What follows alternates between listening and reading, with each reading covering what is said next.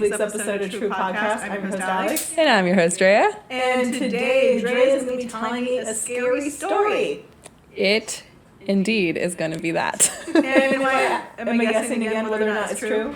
Yeah, you can guess whether it's true or not. Cool. So, do we want to have any opening remarks before we just dive in? Yeah, so for me, it's been challenging because, as we mentioned in our last week's podcast, that we are filming this week's and last week's on the same day. Yeah. So I don't have too much news to share. The only tidbit that I want to add is that I am currently in the market for Christmas movies. So if you guys have good Christmas movies, I recommend sending them to our Instagram because I am looking for some. You don't need to mention Home Alone and Home Alone 2 because I already have that on her list. Let me give you a list of ones you don't need to mention. Home Alone's, any of them. You don't need to mention The Holiday. Correct. Last Holiday. Correct. It's a Wonderful Life. That's a given. What else is like a... Oh, I've seen Four Christmases and The Family Stone, which I've mentioned in a previous podcast that I really did not like. I think that's all. So if you have other ones, send them my way. Anyway, I guess for my little tidbit, so fun story, you guys. My mom was telling me earlier today, because quarantine has been really rough on my mom in the sense of, she doesn't like to be cooped up at home doing nothing. Sure. She's really not one for watching, giant amounts of TV, which is the only thing you can really do right now. Mm-hmm. So she's getting a little bit restless and very over, just watching TV or watching movies, especially since she doesn't like to rewatch any movies, period. Yeah. Well, I mean, besides actually Last of the Mohicans, that's the only movie that she's willing to rewatch. I couldn't tell you. Okay.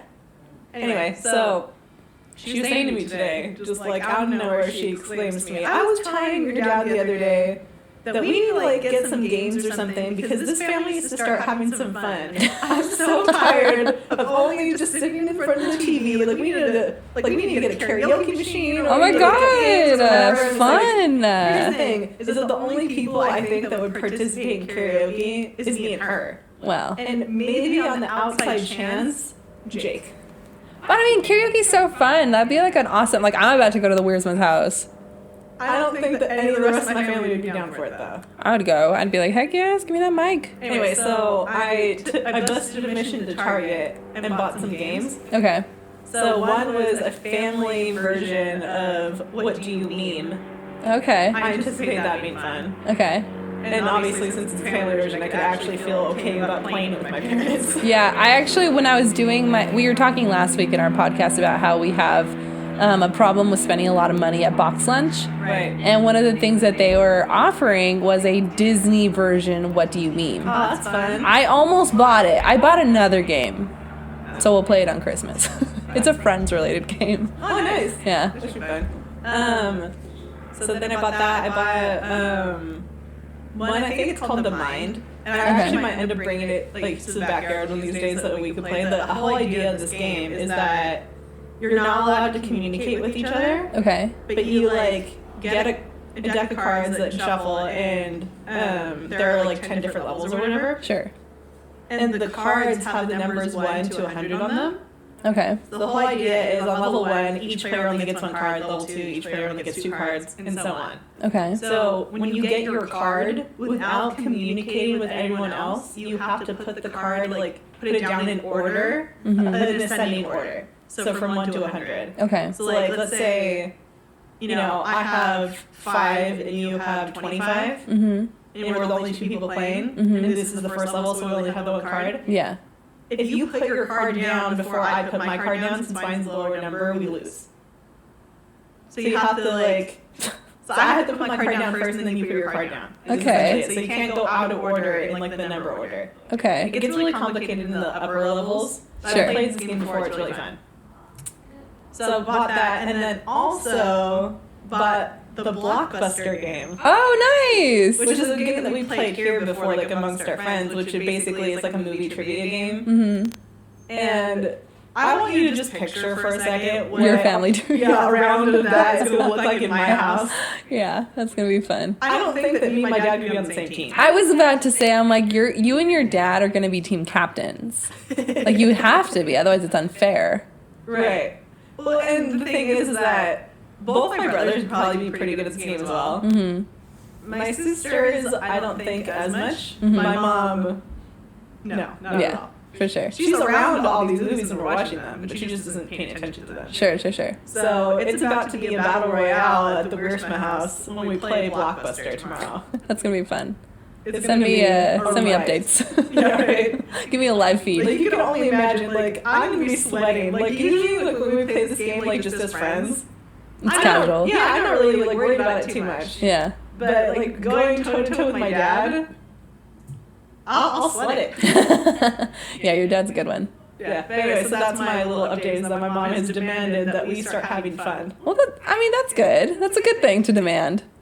I mean, she's I'm trying to go over to your house now. I'm like, where's my invite? I think that she's the only one who's just like, this is not fun. Because me and my dad, like, we like watching TV and movies. So, like, there's nothing wrong with that for us. Whereas for her, she's like, I don't want to do this anymore. Well, so I think it's fun. Anyway, get to your scary story. Okay, so kind of like we did in season 1 in the episode, Don't Listen to This at Night, I'm going to be reading Alex a scary story. We are going to be dissecting it, and then ultimately she will determine whether it is real or false, or like fake, whatever. Right. So if you guys don't like scary stories, maybe not the podcast for you, but if you do, get ready. that was my best imitation at like a scary voice. Also, a disclaimer, I am undiagnosed dyslexic, so my reading isn't that great. All right, here we go. Let's get into it. Okay. The cracked, gray structure stood like a monument before them, separated from the off-road only by a chain-link fence. Fence? You know, I was just thinking, like, you're trying to read it in some kind of voice, too. Fence. Oh, Lord. Chain-link fence. All right. You want me to read it normal? I'm trying to add to the atmosphere. Okay, go for it. All right. Scattering. Scattering pockets of moonlight over the foursome, swaying against each other with inebriation. 3 fraternity boys and the one girl they could find had the balls to come up with them to this place. Ugh, I hate that sentence. They could find? Yeah, I mean, I hate that sentence. It's just everything about it is just ugh. Well, okay, go for it. Okay. Stood agape? Is that a word? Yes, it is. Agape? What does that mean? So, like, open. Like, wide open. Okay, I'm sorry. Stood agape before it, like they couldn't believe their feet had brought them so far away from their campus parties and city lights. Don't you think someone still owns this place? The girl asked them. Her name was Allison, a freckled brunette, and to be fair, she was drunk too. But she wasn't stupid. It's still like a private property or something, and they could be security here. We don't know about that. Those are quotations in case it wasn't understood. Yeah, got it. Thanks. Okay. Here? Reported Lance with a snort and laughter. Yeah, I bet they have some state-of-the-art cameras. With a boost from his friends, he clambered his bulk... Wait, hold on. This is a weird sentence. He clambered his bulk up and over the fence in what seemed to be a single motion. Okay, so here's the thing, is that, like... It's a weird sentence. Already, it feels like it's kind of fake just because of, like, how, like, they're writing it. It's very, like, story-esque. Yeah, it's not like you and I having a conversation, like, you telling me a story like you would in real life. This is, like, sounds like a story, so I think it might be a little bit difficult to tell down the line whether or not it's real because of how they're writing it. Yeah, but it also could be, like, you know, everyone has a different way of expressing themselves. Right. You know what I mean? Like, they could be recounting it from, like, memory. And it's so funny that, like, the way, like, you're getting tripped up over, you know, the bulk thing, which, another way they could have put it is just, like, he's heaving himself over. Right? Like, clambered his bulk up and over. Like, that's a weird way to say something. It really is. Anyway. Okay, here we go. Quite an athlete, Lance was, broad in his shoulders, and the boldest of them all.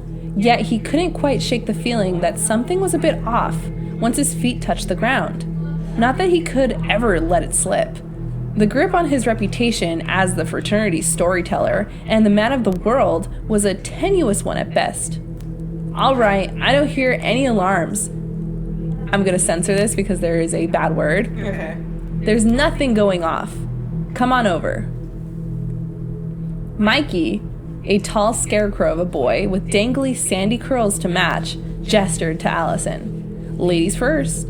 She rolled her eyes and began climbing. His gaze darted across her tight jeans and slender frame, too drunk to make a secret of the fact that he was hoping to get lucky. Ew!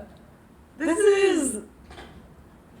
Okay, whatever. They're really, like, playing off of this fraternity, like, stereotype. It makes me feel like it's not real, but keep going, I guess. Okay. After all... Okay, sidebar. Okay. Why are you doing this, like, drunk? Also. Well, I mean, but then again, to try to, like, add reason to this, I feel like if I'm trying to break into a property, I probably wouldn't do it sober. You know, that's like the interesting thing, right? Because I feel like I'd be more likely to, if I were to do something like that, which I wouldn't, but if I were, I'd be more wanting to do it sober just because, like, you have, like, all, like, your mental, like, facilities around you, like... But if you're, like, drunk already, like, you're not going into it being like, let's get drunk and do this. Like, you're drunk already and your friends are like, hey, let's go to this house, you know? I guess. Whatever. Keep going. Whatever. Anyways. Where was I? Okay. After all, it was New Year's Eve and most of the girls had gone home for the holiday. So it seemed like as good a time as any. When she reached the other side, Mikey was next over the rusty barricade. The last one in their party felt most hesitant of all, even if it didn't show in his smirking young face. Junior, as his friends called him, was only a sophomore, and although Lance had famously made many daring journeys to the place strange and spooky, this was Junior's first. But he didn't want to be labeled... Right. I need to censor again. Yeah, I know what you mean. You know what I mean. So he shrugged off the feeling of uncertainty and made his way over the chain link fence just in time for Lance to begin weaving one of those grandiose tales. There's a reason, guys, that this building, out of the whole facility, is the one that no one, and I mean no one, is brave enough to step inside. Allison heaved a sigh. You know, my mother warned me never to get into haunted houses with strange men. That's a very specific thing to warn someone about. This turns into, like, the plot of Grave Encounters. Oh my god, imagine. Anyway, okay. That makes things a lot better. Mikey laughed, if a little too forcefully. But it isn't a haunted house. Well, not in the traditional sense. Traditional sense? Junior piped up.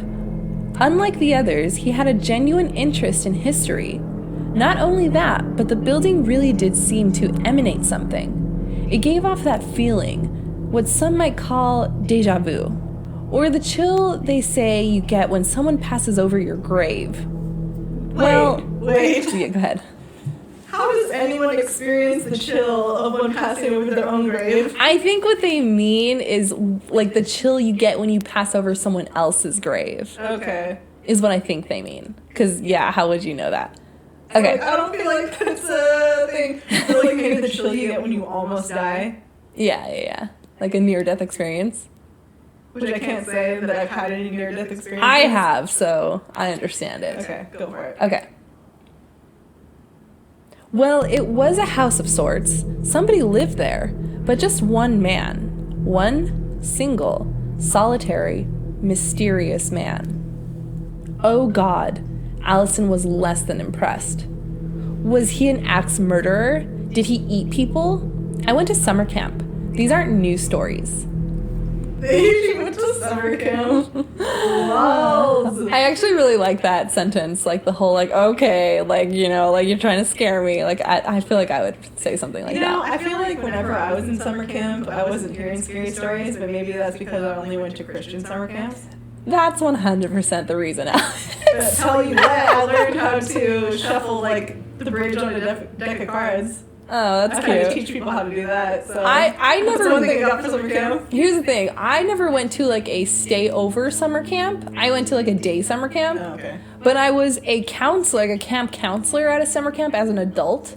Well, not as an adult, like as a college. It was a tennis summer camp, right? Yeah. Yeah. But it was like a live-in, and let me tell you, it was the full-on experience of like a teenage summer camp. Like there was romance, there were people hooking up, like myself included. Like it was full-on. Interesting. Anyway, let's move on. Right.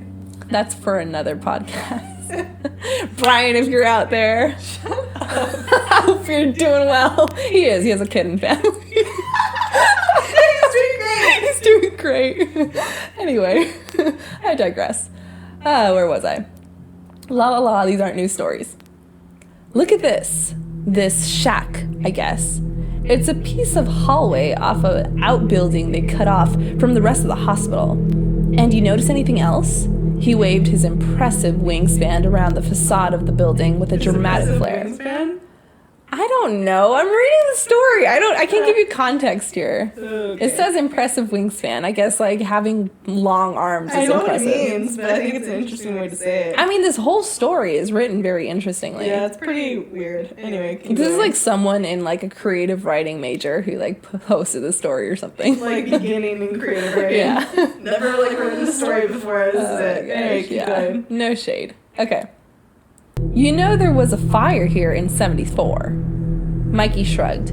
Yeah, the whole place burned down. The hospital had to close. They wouldn't have had a patient in here, and if there was, they would have...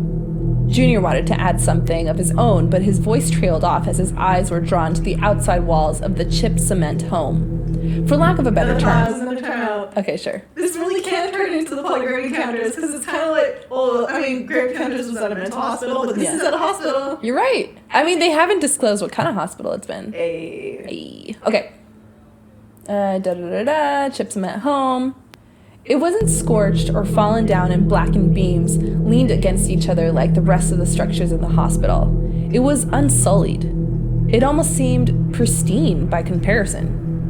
Lance lowered his voice and let the eerie feeling set in. Why would they lock one man in here alone when there were all manner of sick and crazy people to house him with? It's an asylum. And why is it still standing here, completely untouched, while the rest of the hospital crumbled down all around it? He leaned back nonchalantly against an old tree trunk, satisfied with himself, and began to speak in a slow monotone. I see windows, boarded up, sure, but they're here. But what I don't see... A door, Mikey said breathlessly. He had spotted something. He was sure of it. Is that a door? Guys, look. It was hard to tell, even with a good amount of light shining down on them. And like any good millennials... I'm sorry. Oh my gosh. This is too funny.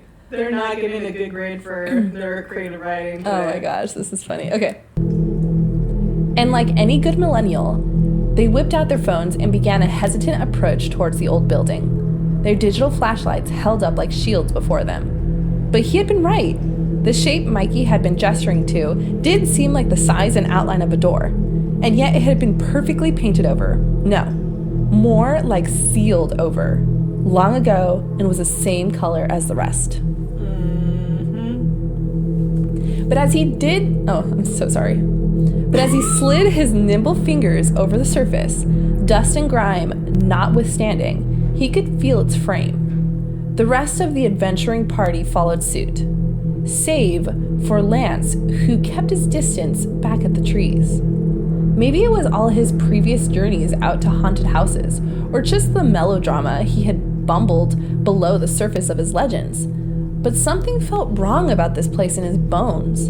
Allison was more enthusiastic, more brave even. She turned eagerly back in confirmation. He's right, there's a door here, and look. She gestured to one other curious feature. That after a bit of probing and close examination revealed itself. The door had a narrow hole right in the center of it, like a mail slot. She knocked, and behind it, the hollow space rattled back at her. Allison shivered at the touch, and along with Mikey and Junior, took a few steps back from the building. After a moment, Lance finally spoke again, breaking the crisp and quiet night air. All right, so there's a door. We made it this far. The question is, who wants to go inside? So now it switches to a nurse's log. See, this is what makes it feel like even less real. I don't know what to tell you. Okay, nurse's log. December the 10th, 1891. Patient name, Mr. Miles Sullivan. Notes. Mr. Sullivan is a white man, young in age, which cannot be approximated due to lack of documentation, as well as his continued delusion of a fantasy world he believes exists. After suddenly entering the facility, unsteady on his feet, found to be sweating and in a daze, his words have been garbled and made very few, in fact, facts apparent. He has been consistently uncooperative, even under the treatment of sedatives and psychiatric care, in giving an explanation as to his unusual complexion and skin condition, which in the last few days after being committed to this facility has proceeded to spread over much of his body. Symptoms of dry coughing, spasms, and fever indicate a possible resurgence of the recent influenza pandemic, forcing the case physician, Dr. Hill, to move Mr. Sullivan to the quarantine ward at this time until further study might be conducted. He has COVID. Imagine. The standard treatments for delusional hysteria remain as unusual. End notes. Ooh. Okay, let's keep going. Yeah. You expect us to go in there? Jesus, Lance. Allison moaned and pulled her jacket tighter around her. There's a million other ways to celebrate New Year's, and I'm pretty sure the party you dragged us from was one of them. Here's my thing. Ooh, the sass. Right. That's exactly right, because why is New Year's a spooky activity night? I feel like it's the, opposite, really. Yeah. I mean, yeah, I'm with you. Like, it seems ridiculous. I feel like New Year's is more of, the party, I want to be with my friends. Right. But anyway, I digress. Yeah. Okay. Well, they say it has to be New Year's to see him. There's something special about it. Lance stood up straight and gave his best stern look he could muster while drunk. It's a timing thing, okay? So you're going in then, I assume? She shot back. Wait, see, who? Mikey narrowed his eyes in skepticism. See the crazy got stuck in a shack guy? How the hell are we supposed to do that? He couldn't get his mind off that creepy door. That barely there opening in the outside world. Who on earth would you trap in such an ungodly place? And how was he supposed to still be alive after all this time, with no one attending to him? Mikey certainly wasn't a fool enough to go in. Junior stood in thought for just a moment. So the man they kept in there was so creepy. What's so creepy about him? I mean, maybe he was just a pervert or a leper or something, and they didn't want him around anybody else. Lance, dude, he's got to be dead by now. Nobody comes around here anymore. I need to censor this next part again. It's a GD ghost story, man. Mm-hmm. That's the whole point. Lance steadied himself and took a couple steps towards the rest of them. This guy, right? They say he had some kind of, a virus or something. But the thing is, it didn't touch him. It was getting everybody else sick from being around him. He smirked and hoped he was getting to them, even as that nagging feeling at the back of his mind told him that it was getting to him too. And maybe stepping foot in the old place wasn't the best of suggestions. So eventually, he did die. And on New Year's Eve, tonight, okay? If you look through those old boarded windows, he pointed out to the narrow slits between the planks, through which two tall windows could be seen. You'll see him in there. Buddy of mine did. People have before. He comes every year. He let his story fade down into an uncomfortable knot, twisting all of their stomachs as they made uneasy glances at the building. Yeah, I mean, anything for me involving an abandoned building is just a no-go. That's just inherently creepy. Yeah, I mean, I'm not gonna do it. I'm not going, personally. Right. But then that's also, we're not of the ghost hunting type. True. Okay, let's go on. Mikey instinctively took a step away. Lance, if there's a freaking virus or something in there, we could let it out and all get sick. Oh my god, is this literally a COVID story? Right. So that's what they're gonna eat? Anyway. That door stayed shut for a reason, man. I mean, do contagions live that long? His eyes, now gone wild and a wide sky blue, made their way around the circle of kids in a dash of paranoia.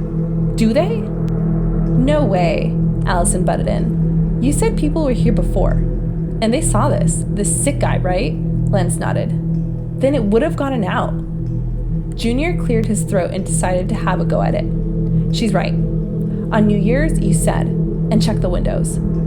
Behind the thin slats of wood, they could see broken out panels of glass, covered in filth, and occasionally whistling in the breeze. There's no contagion. His curiosity got the better of him, and his voice gained courage with a kind of ambition. Like he was a man with something to prove.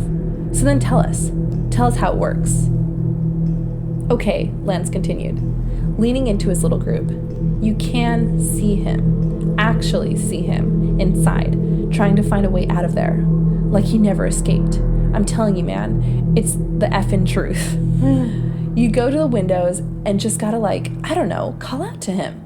Then just wait and watch him from out here. So no one's going in then, Allison said with a hint of disappointment, waiting to catch a glimpse of a locked up ghost. Wow, this is stupid. I'm going back to the party. She began to make her way back to the fence. Junior didn't want to miss his chance to look brave and cool in front of a pretty girl, even though it gave him the creeps. Surely opening the door and stepping inside would be ballsy in her eyes. I'll go in, he half whispered. I mean, yeah, I don't believe in ghosts, so F it. What's the worst that can happen in there? A couple of hobos and some rats? He pulled himself up with every moment that passed, until he was determined to step foot inside. Junior, it could actually be dangerous in there. It was working. She was truly worried for him. These guys are being dumb A's. You don't have to do it. She bit her lower lip and wandered slowly back to the group. No way. He's got the right idea, Len smiled, if a bit uneasy. I'll even go in after ya. Oh, real brave of you, Allison quipped. Then she turned to Junior, matted dark hair and the face of a stoic hero, as he steeled himself in front of the mysterious building. Matted dark hair, gross. I know, right? Like, what an ugly descriptor. That's not making me be excited about this kid. I also think it's hilarious that they felt like mentioning earlier that she bit her bottom lip. I know, right? It's ew, that's such a Twilight thing, a Bella thing. Yeah. Yeah, I hate it. Gross. Okay. Just be careful, dude. Use the light of your phone. It's effing dark out there. She even put her hand on his arm, and a feeling of warmth spread through him. Take pictures, Mikey chimed in. If this is for real, it's stuff I want to be able to prove. This is Grave Encounters. Literally. As if driven to do so, too, clapped Junior on the shoulder with an attaboy sort of look, if only to save him from being the one to go in alone. Junior stepped to the now just visible door, and suddenly his stomach dropped out of so forcefully. Wait, what? And suddenly his stomach dropped out so forcefully he felt sick, and not just from the booze.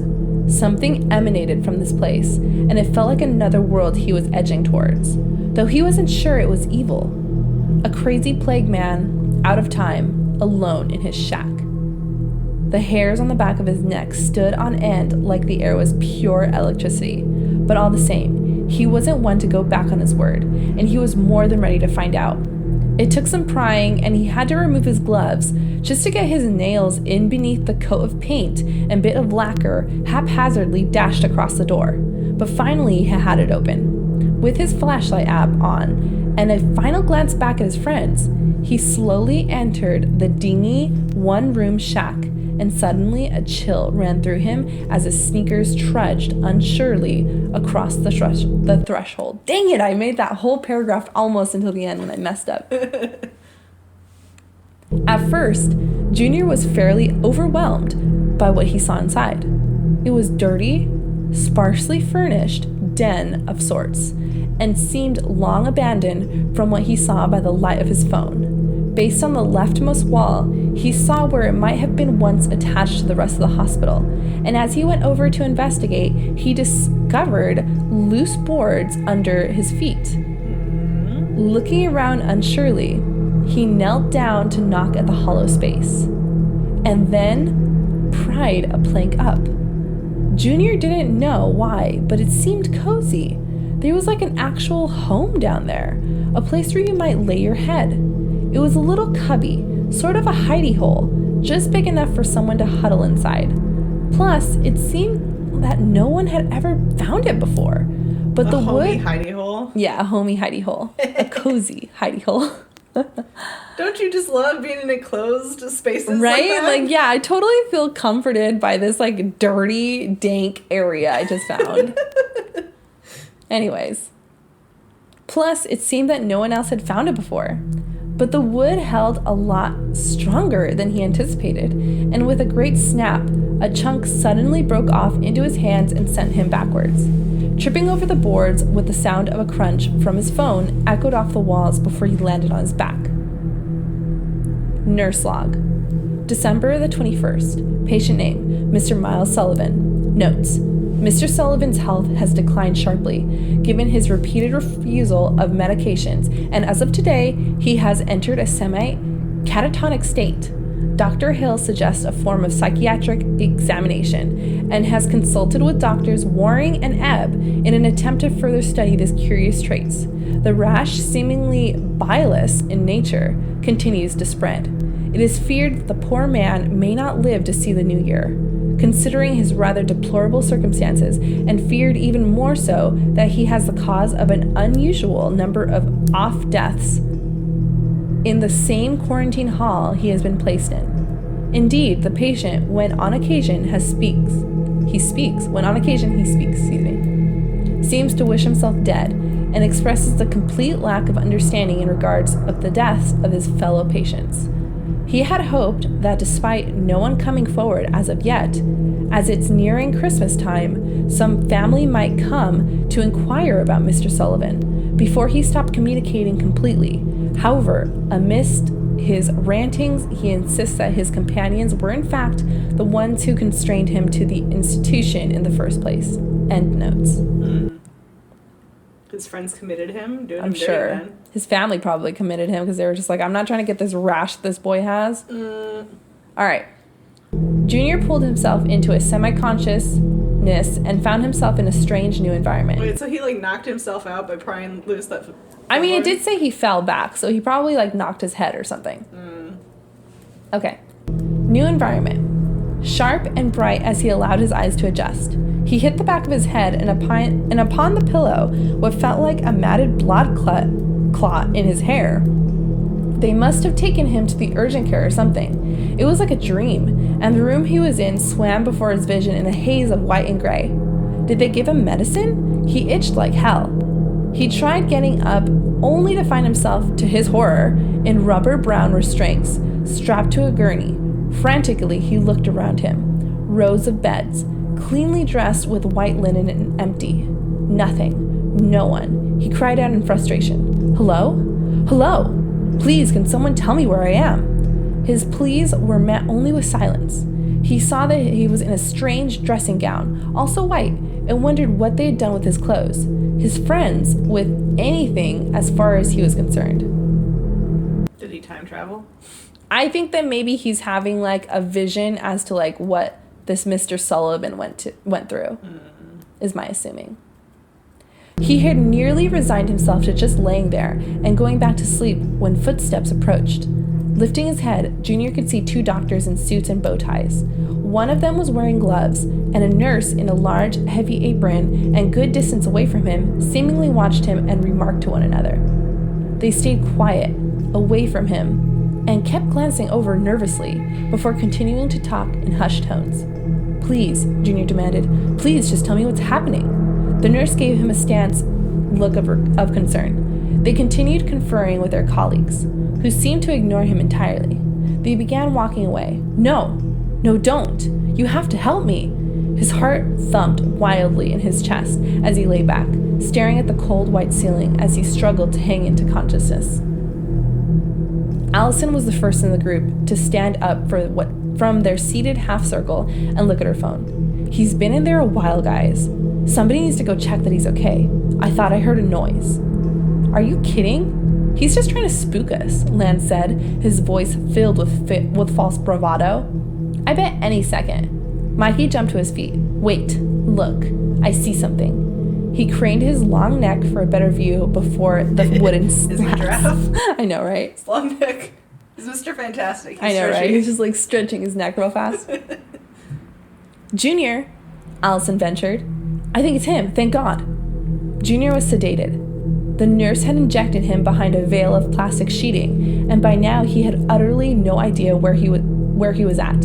The two doctors, both now heavily weighed down by the gown-like garments and surgical gloves, said through heavy rubber masks, "This is the second time, and I haven't the slightest inclination as to how." How he got out. Clearly the man's a plague bringer. His mind is addled, warring. That's what you know we must do. What steps must be taken. This had gone on long enough. The young man tried in vain to protest, slurring and mumbling, as they dragged him down a narrow hall, sparsely lit, and onto a decrepit cot in a dark room. Sleep took hold of him, and somewhere in the darkness a door slammed shut, and sounds of rivets, boards, and whispers drifted quietly away amidst his foggy slumber. Holy F! Lance practically screamed as the door slammed shut on his own accord. He leaped up and raced towards the old gray shack, and the occasional movement that could be seen just between those gaps in the window boards. Mikey shrugged off his sense of foreboding and ran to the door. It won't budge. It's like it was sealed back over again. I can't get it. His friend joined him and tried to pry it open, desperately searching for tools or objects they might free him, while Allison went to the window in a panic. Junior, can you hear me? Junior, Sully. Inside he gave a groggy half smile at the sound of his name. It was kind of nice, he thought. No one had ever called him that. Allison whipped her head around and frantically gestured to Mikey.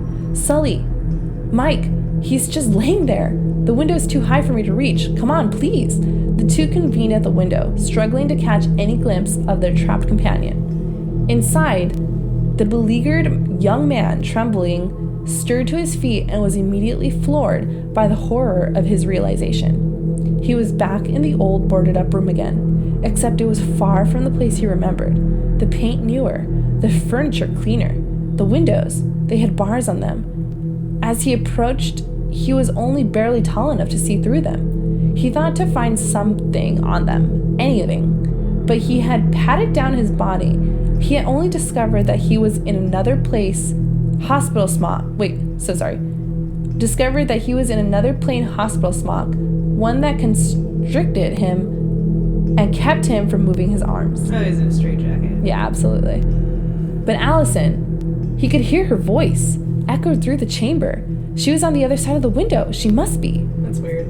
Junior's mind reeled, and yet he clung to the only thing he could grasp, the bars on the window, and the notions of his friends outside, ready to save him from this monstrous hell, a hell that seemed so familiar and yet so wrong. He was wrong. This was all wrong. Were they his friends?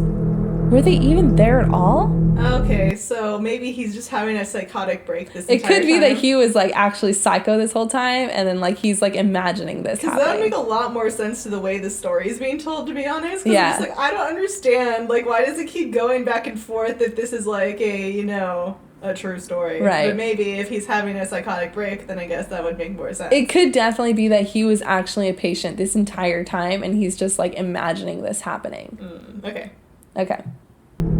He fought hard against a growing delirium. The faint sound of fireworks going off in the distance hardly served to deter Allison, who was hoisted up, wobbling, by Mikey and Lance as she took care not to cut herself reaching through the long, ruined windows in one of the few holes big enough for her to get her arm through.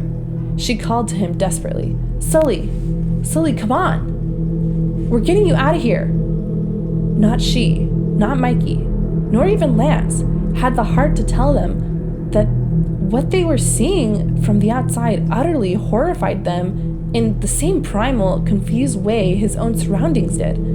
They could see him older, with mottled and burnt-like skin, a tattered gown draped loosely over his skeletal frame.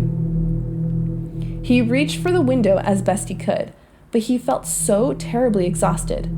Sully looked back at the floor behind them. There was a pattern of uneven boards, and he remembered his special spot between them, a place where he didn't have to face any of this, where he could be comfortable and just sit and think for a while. It was like going home, Waking up from a nightmare that couldn't have happened. He half shuffled and half crawled down into the hard panel flooring as the voices he seemed to dream called his name began to fade. What is he doing? I can't see him anymore. Lance and Mikey lowered the girl back down as they shared disturbing glances, and the feeling of utter hopelessness came over them. As if on cue, the grand finale of the city fireworks went off with a, cacophony? Yes. What does that mean? So, like a whole bunch of different sounds. Okay. With a cacophony of pops and shrieks. All three of them ran to the door in a frenzy, smashing and kicking it wildly until all at once it creaked open, to their surprise. Trembling with uncertainty, Lance put forth his phone, bathing the dusty room with the light. Holding hands, the three went in together. Sully? There was no reply. Junior, dude, where are you?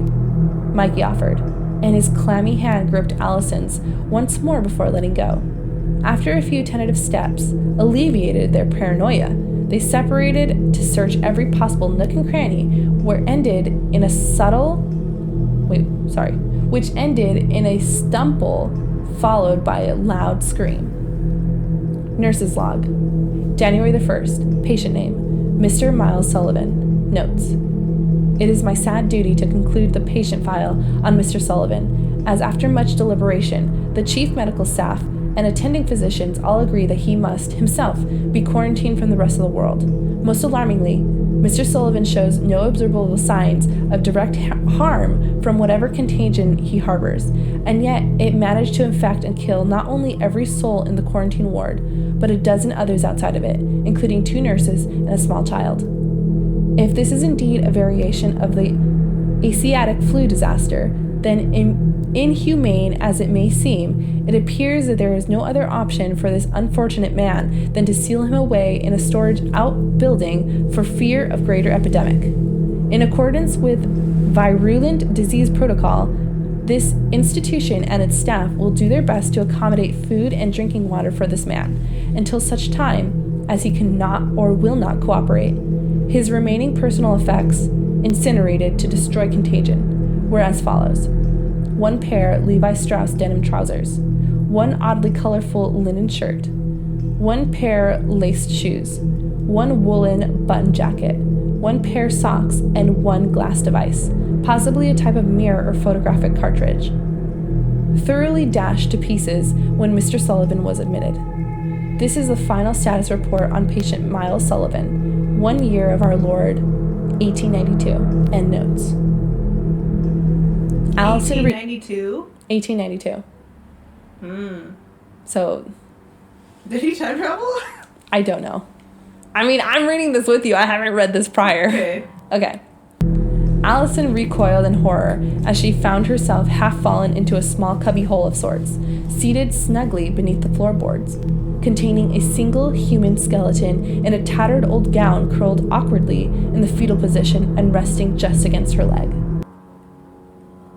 That's literally the end of the story. Well, I'm going to say that it's fake. It is. I mean, very obviously it's fake. Right. But, I mean, it's confusing, to say the least. I think that they're trying to get you to believe that he time traveled accidentally. Do you think that he time traveled, or do you think that he was a figment of their imagination the whole time? Because they called him Sully, and the patient's name was Miles Sullivan. Well, yeah, so there's that connection, but then, like, they read off, like, his effects that he was admitted with. Right. And with, like, the glass, you know... Oh, it could be a phone? Photographic, yeah. And the oddly colorful shirt and, you know, denim Levi Strauss jeans and whatever, and, like, lace shoes. Like, that sounds like he time traveled on You're accident. right, yeah. He definitely could have accidentally time traveled. And, like, ultimately, like, maybe, like, the reason they thought he was crazy is because he was like, where am I? I don't belong here. This is this. Right. And, like, the epidemic he could have been giving people were just, like, normal, like, cold virus germs that he had from, like, the future. Exactly. Interesting. I mean, I don't know anything about a rash, but... Right.